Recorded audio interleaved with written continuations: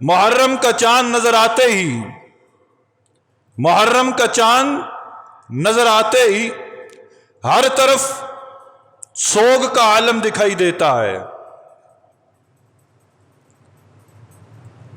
کپڑوں کے رنگ بدلے، چہروں کے رنگ بدلے، اندر کا باطن بدلا اور باہر کا حال بھی بدلا.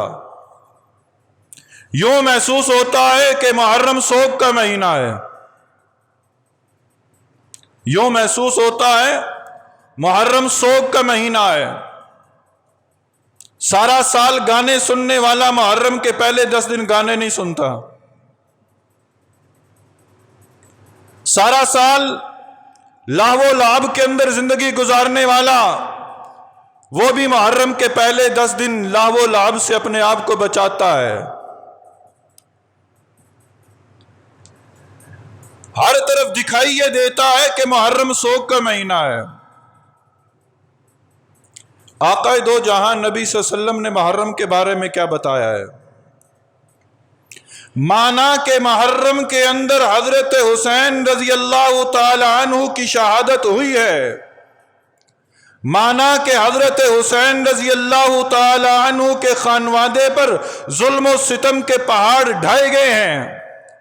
ہم سب کو حضرت حسین سے پیار ہے. جسے حسین سے پیار نہیں اسے نبی سے پیار نہیں، اور جسے نبی سے پیار نہیں وہ مسلمان ہی نہیں ہے.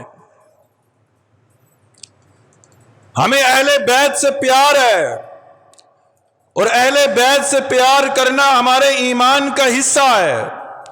جسے اہل بیت سے پیار نہیں وہ دائرہ اسلام سے خارج ہے. لیکن یوں ظلم نہ کرو کہ محرم کا سوگ کا مہینہ بنا دو. پورا قرآن نازل کس نے کیا؟ رب نے. لانے والے کون؟ جبرائیل امین. ہمیں بتانے والے کون؟ آگے اس کا پیغام پہنچانے والے کون؟ وہ آقا دو جہاں نبی کریم صلی اللہ علیہ وسلم. جہاں نبی کی ہر بات پر ایمان ہے تو قرآن کی ہر آیت ایسے ہی ہے جیسے نبی بتا رہا ہے. پھر قرآن کی آیات کو بھی سامنے رکھو اور اس پر ایمان لاؤ. قرآن کیا کہتا ہے؟ ان عدت الشہور عند اللہ 12 شہرا فی کتاب اللہ یوم خلق السماوات والارض منها 4 حرم ذالک الدین القیم فلا تظلموا فیہن انفسکم. یہ جو 12 مہینے ہیں نا، یہ 12 مہینے کس نے بنائے؟ 12 مہینے بنانے والا رب ہے. 12 مہینے بنانے والا کون؟ رب ہے. فی کتاب اللہ، یہ اللہ نے اپنی کتاب میں محفوظ کر دیا. کب سے؟ یوم خلق السماوات والارض، اس دن سے کہ جس دن رب نے آسمان اور زمین کو بنایا. اور سن لو، منہا 4 حرم، ان میں سے 4 مہینے ایسے ہیں جو محترم ہیں.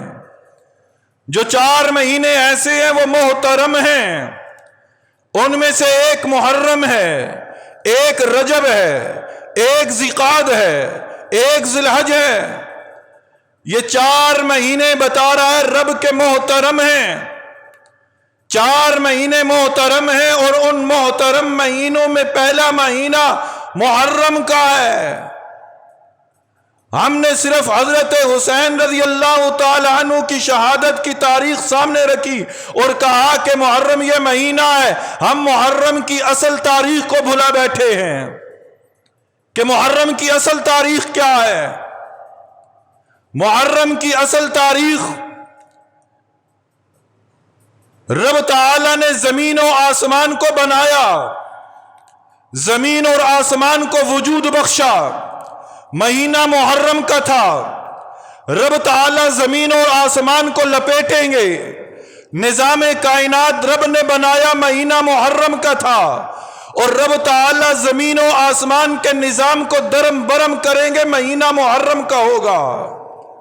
کائنات کی ابتدا بھی محرم سے ہوئی اور کائنات کی انتہا بھی محرم میں ہوگی. اور پھر نبی کریم صلی اللہ علیہ وسلم نے اس مہینے کی عظمت کے بارے میں کیا کہا؟ حضرت امی عائشہ صدیقہ رضی اللہ تعالی عنہ کا فرمان ذیشان ہے کہ نبی کریم صلی اللہ علیہ وسلم نے فرمایا کہ جو شخص یہ چاہتا ہے کہ رمضان کے علاوہ وہ روزے رکھے، رمضان کے علاوہ وہ روزے رکھے، اسے چاہیے کہ وہ محرم کے روزے رکھے، وہ محرم کے روزے رکھے۔ ایک اور روایت کے اندر آتا ہے کہ جس نے یوم عرفہ کا روزہ رکھا، رب تعالیٰ اس کے 2 سال کے گناہوں کو معاف فرمائیں گے، اور جس نے عاشورہ کا روزہ رکھا، جس نے 10 محرم کا روزہ رکھا، اللہ رب العزت اس کے 1 سال کے گناہوں کو معاف فرما دیں گے۔ رمضان کی فرضیت سے پہلے مسلمان کس مہینے کے روزے رکھتے تھے؟ رمضان کی فرضیت کا حکم آنے سے پہلے اہل ایمان کون سے مہینے کا روزہ رکھتے تھے؟ اہل ایمان رمضان کی فرضیت سے پہلے محرم کی 10 تاریخ کا روزہ رکھتے تھے، یوم عاشورہ کا روزہ رکھتے تھے، اور پھر رب تعالیٰ نے اپنے اپنے انبیاء کو کیا کیا مقام دیا، اور پھر محرم کے دن، محرم کے دنوں کے اندر ایک دن ایسا آتا ہے کہ جس دن کے بارے میں کہا گیا کہ اس دن توبۃ النصوح کی تجدید کر لو، توبہ کی تجدید کر لو، کیونکہ اس دن رب توبہ کو قبول کر لیتا ہے۔ حضرت آدم علیہ السلام زمین پہ آئے، آپ نے ایک عرصہ تک دعا مانگی، ربنا ظلمنا انفسنا وان لم تغفر لنا وترحمنا لنکونن من الخاسرین۔ اللہ ہم نے اپنی جانوں پر ظلم کیا، اگر تو نے معاف نہ کیا، اگر تو نے رحم نہ کیا تو ہم گھاٹا پانے والوں میں سے ہو جائیں گے۔ فتاب علیکم، اللہ نے ان کی توبہ کو قبول کیا۔ جب رب تعالیٰ نے آدم کی توبہ کو قبول کیا تو دن 10 محرم کا تھا۔ اللہ رب العزت نے حضرت ادریس علیہ السلام کو مقام عطا کیا، بلندی کا مقام عطا کیا۔ وَاذْكُرْ فِي الْكِتَابِ ادریس إِنَّهُ كَانَ صِدِّيقًا نَبِيًّا وَرَفَعْنَاهُ مَكَانًا عَلِيًّا۔ یاد کرو، پڑھو اس کتاب کے اندر مقام ادریس کو، حضرت ادریس علیہ السلام کو رب تعالیٰ نے وَرَفَعْنَاهُ مَكَانًا عَلِيًّا عطا کیا، تو مہینہ محرم کا تھا اور تاریخ 10 تھی۔ حضرت ابراہیم علیہ السلام کو نمرود نے آگ کے اندر پھینکا، اس وقت جب آپ نے بادشاہ کے دربار میں توحید اللہ کا اعلان بلند کیا اور ان کے بتوں کو توڑا، نمرود نے حضرت ابراہیم علیہ السلام کو آگ کے چخے کے اندر پھینک دیا اور وہ آگ گل و گلزار ہو گئی۔ قلنا یا نار کونی بردا و سلاما، اللہ نے اس آگ کو ٹھنڈا کر دیا، سلامتی والا کر دیا۔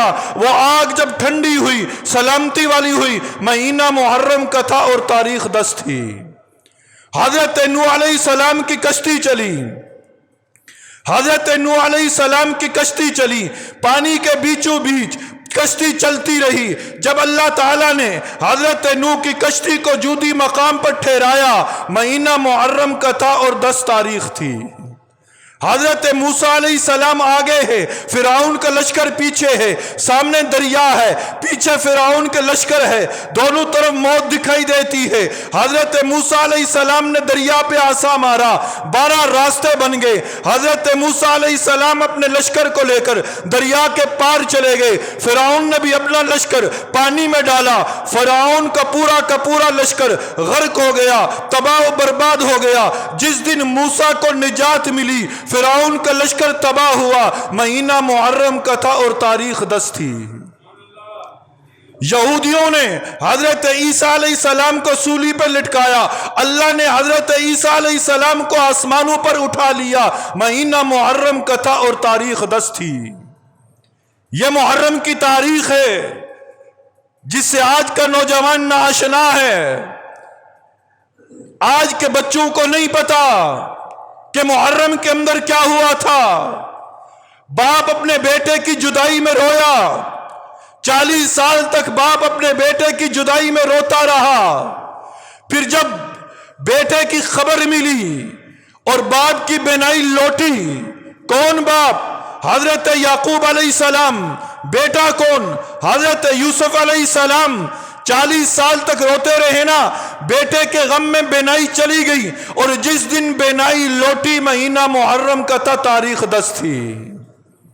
حضرت یوسف علیہ السلام کو جیل میں ڈالا گیا، ایک عرصہ تک آپ جیل میں رہے، پھر ایک بادشاہ کے خواب پر آپ کو جیل سے رہائی ملی، جس دن آپ جیل سے باہر آئے مہینہ محرم کا تھا اور تاریخ 10 تھی۔